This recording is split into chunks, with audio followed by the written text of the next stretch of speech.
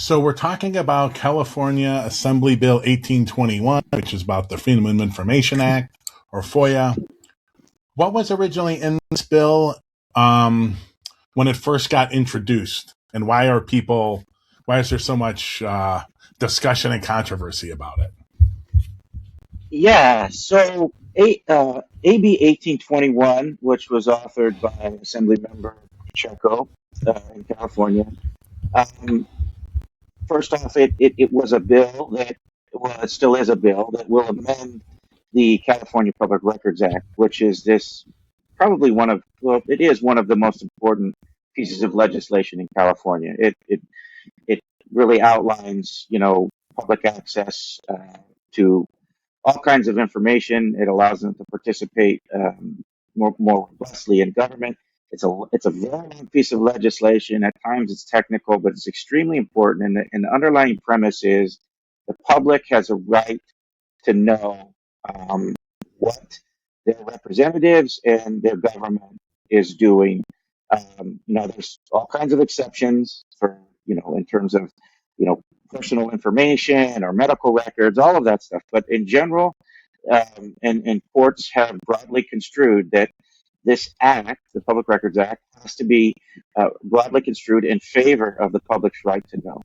So this AB 1821 would have amended that bill, and it's been in multiple versions, as stated.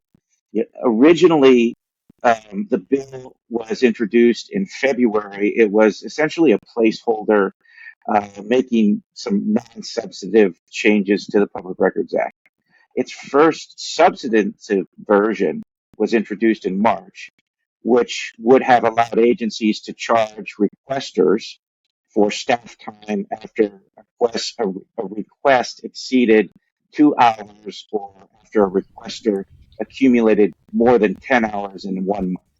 So it also exempted journalists from this, and research institutions from being charged this fee.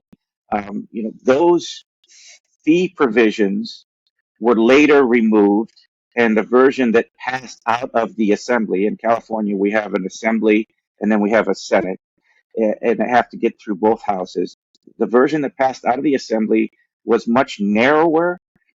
It primarily basically, it just changed the response time of an agency to fulfill a public records request from 10 days to 14 days, basically business days instead of just regular days.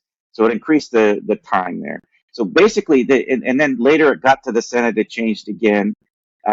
Essentially, I look at this bill as it started out as just an unnecessary bill, and then it became a bad bill, and then it became a less bad bill, and then it went to the Senate and became a very bad bill, and then out of Senate committee it's now a less bad bill. So multiple versions.